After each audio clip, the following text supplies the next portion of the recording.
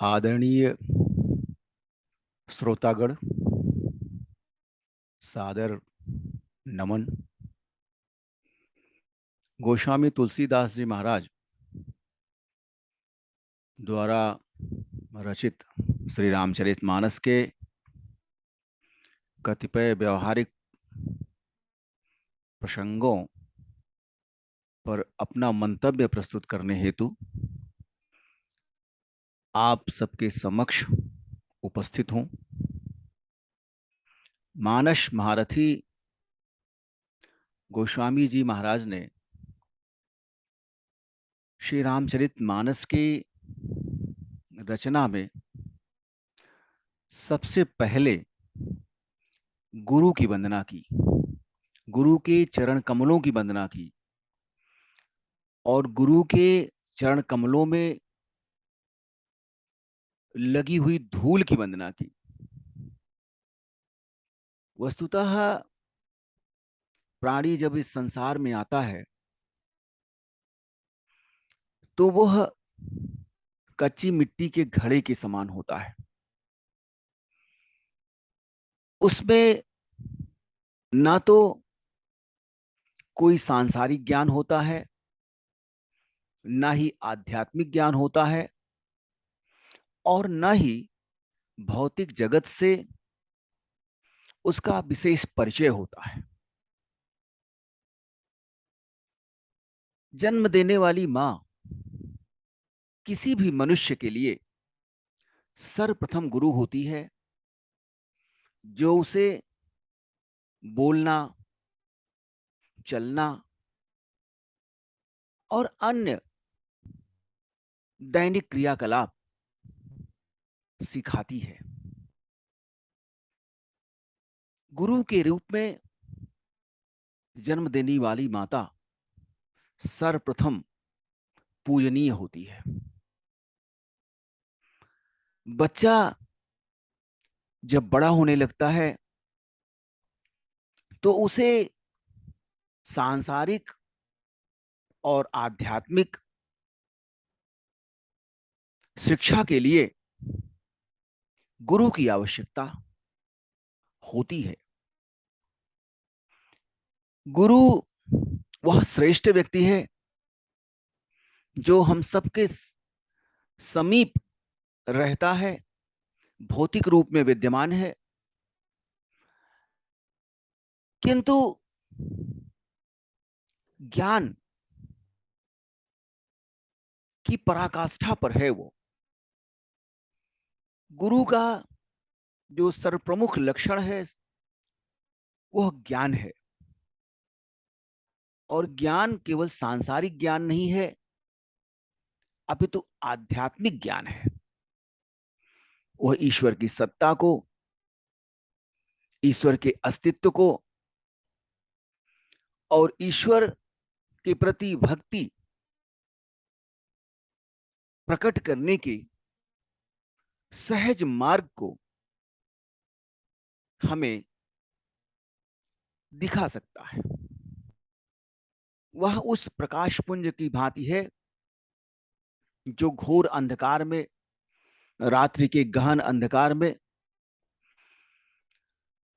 हमारे मार्ग को रोशन कर हमारे गंतव्य का आभास करा देता है और हमें गंतव्य तक पहुंचने में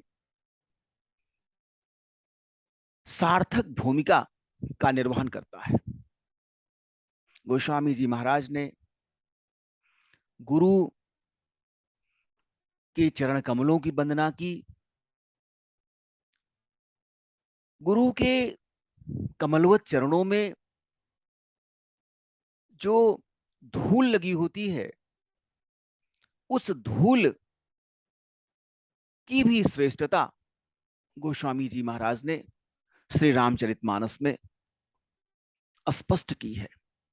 गोस्वामी जी महाराज कहते हैं, गुरु पद रज मृदु मंजुलयंजन नयन अमीय दृग दोष विभंजन तेहि करि बिमल विवेक बिलोचन बरनौ राम चरित भवमोचन।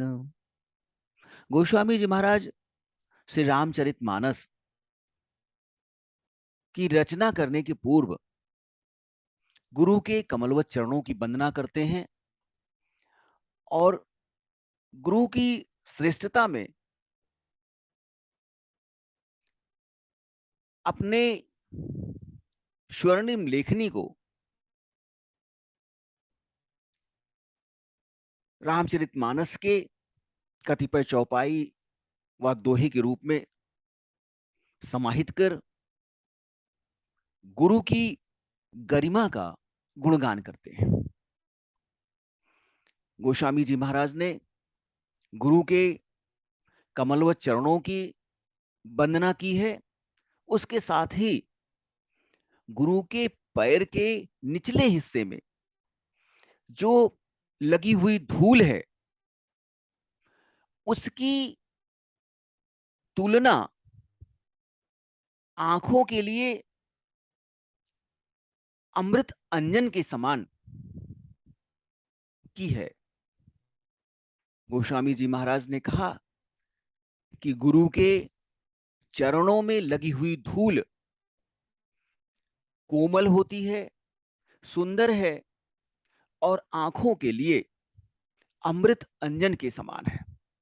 जिस प्रकार से आंख कमजोर हो जाने पर, ज्योति धुंध पड़ जाने पर या आंखों की ज्योति नष्ट हो जाने पर अंजन द्वारा पुनः आंखों में रोशनी हेतु उपचार किया जाता है, उसी प्रकार से गुरु के चरणों में लगी हुई धूल हमारे अंतस्थल के अंधकार को दूर करने में सक्षम होती है। जिस प्रकार से आंखों में अंजन लगाने से आंख के दोष नष्ट हो जाते हैं, उसी प्रकार से गुरु के चरणों में लगी हुई धूल रूपी अंजन से ज्ञान रूपी नेत्रों को स्वच्छ करके संसार रूपी बंधन से मुक्ति प्रदान करने वाले श्री रामचरितमानस का गुणगान करने से पूर्व गोस्वामी जी महाराज ने गुरु की उपादेयता, गुरु की गरिमा का यथेष्ट बखान किया है। पुनः गोस्वामी जी महाराज कहते हैं, संत कहाही असी नीति प्रभु श्रुति पुराण मुनि गाव होई न बिमल विवेक उर गुरु सन किए दुराव। गुरु से कभी भी किसी भी प्रकार का दुराव या छिपाव नहीं करना चाहिए, ऐसा साधु संतों का मत है। संतों का ऐसा नीतिपूर्ण कथन है। वेदों, पुराणों, उपनिषदों, यो मुनियों का भी यही कथन है कि गुरु के साथ किसी भी प्रकार का छिपाव व दुराव करने से मनुष्य के हृदय में, मनुष्य के अंतस्थल में निर्मल ज्ञान का प्रवेश कदापि नहीं हो सकता। अर्थात गुरु से किसी भी प्रकार का छल कपट करना अथवा अपने हृदय की बात प्रकट न करना ज्ञान प्राप्ति के मार्ग में सबसे बड़ी बाधा है। ईश्वर के क्रोध करने पर गुरु रक्षा कर सकते हैं, किंतु गुरु के रुष्ट होने पर प्राणी को कोई नहीं बचा सकता है।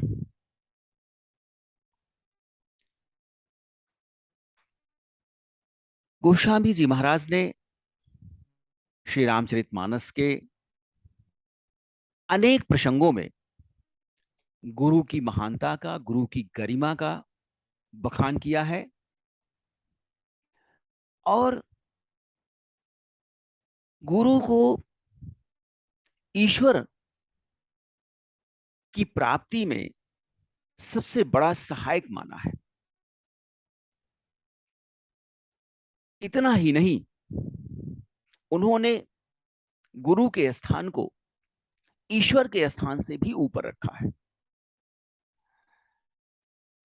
गुरु को असंतुष्ट करना, गुरु का अपमान करना, गुरु के प्रति दुर्वचनों का प्रयोग करना, यह सब अमानवीय लक्षण है, पैशाचिक लक्षण है। मनुष्य को सदैव अपने गुरु का सम्मान करना चाहिए, गुरु के प्रति आदर भाव रखना चाहिए, क्योंकि गुरु के रुष्ट हो जाने पर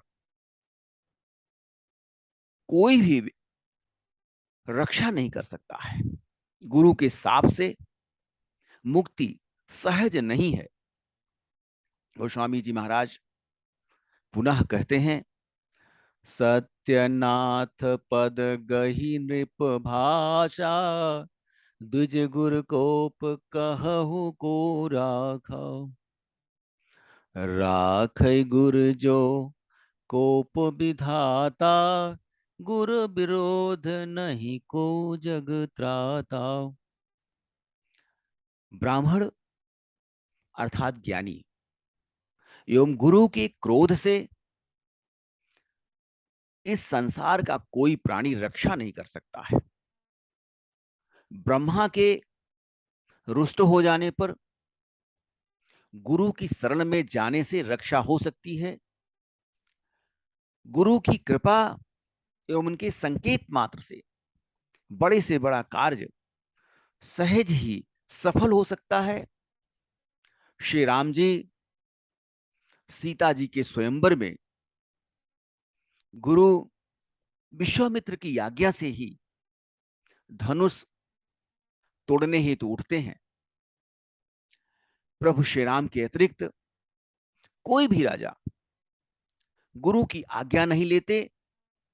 वह सभी अपने बल के अहंकार में, अपने बल के दर्प में डूबे हुए हैं। वह सदैव गुरु कृपा से वंचित हैं। इसीलिए धनुष तोड़ना तो दूर, वह धनुष को रंच मात्र भी हिला नहीं सके। यह है गुरु की महानता और गुरु की गरिमा।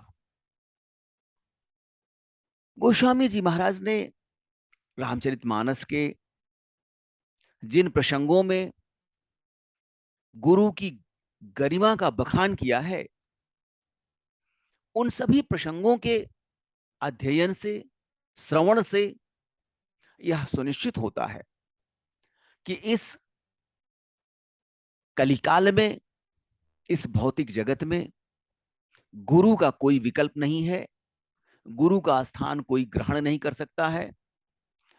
और गुरु के अभाव में मनुष्य दिग्भ्रमित होकर पूजा आराधना करके भी ईश्वर की प्राप्ति नहीं कर सकता है। किंतु इस युग में गुरु को ढूंढना, गुरु को पहचानना और गुरु के प्रति आदर भाव करना यह सहज नहीं है।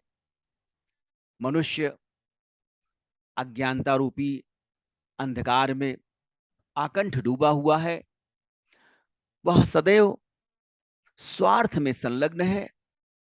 क्रोध, लोभ, माया, मोह के वशीभूत होकर अपने को हम ब्रह्मास्मि मान बैठा है।